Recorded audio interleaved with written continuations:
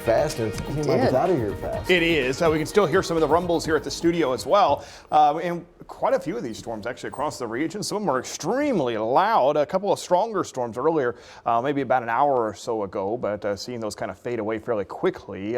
Continuing to track, though, this one little storm as it makes its way to the south and east, right through Williamson County, and a couple downpours there through the McLeansboro area southward. That's going to be approaching the Broughton area, southern parts of Hamilton County here shortly. Meanwhile, the strongest part of this storm continues right across the eastern part of Williamson County, Paulton over towards Crab Orchard, approaching Harco, and then southward. That's going to cross over Route 13 pretty close to the Dikersburg area. It is really moving towards, say, Carrier Mills here in just a bit. Again, not a severe thunderstorm at this point, but it is producing some very heavy rainfall.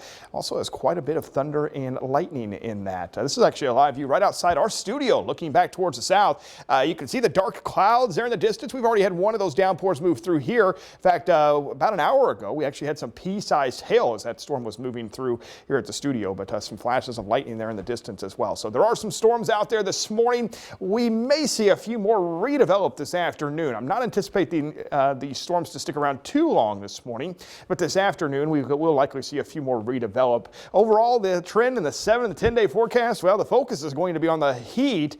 Nice long stretch here of some hot weather. Despite the storms this morning, we'll still likely see temperatures into the lower 90s later on today. And as far as those storm chances go through at least the next few days, we're talking about a few hit and miss showers and thunderstorms. Nothing that says an all-day washout at this point. But disturbance tracking through the Midwest this morning and bringing some of those little showers and storms that we've been tracking here to start the day. A few more back to our north and west, eastern parts of Nebraska, western Iowa. Those are tracking south and eastward, moving into the northwest corner of Missouri, anticipating a lot of those at least to stay away. But lunchtime hour, notice mostly dry conditions. We're into the upper 80s, heat index values in the lower 90s by that point. So once the storms fade away and we see a little sunshine, things are going to heat up very quickly. Now, come this afternoon, we do expect a few more pop-up showers and storms. We're thinking towards the later part of the afternoon, early evening hours. Think heat of the day. Right now, it looks like the best chances will be in some of our southern counties, far southern Illinois, western Kentucky.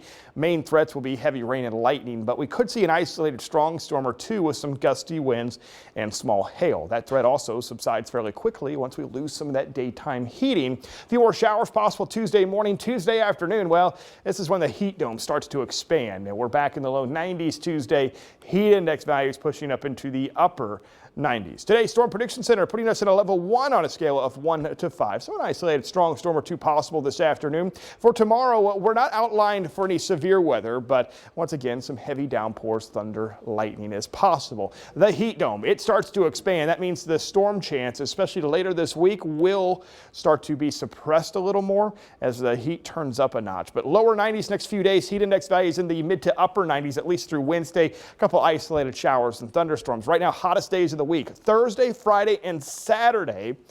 We're talking actual temperatures, mid to upper 90s. We're talking heat index values in the triple digits.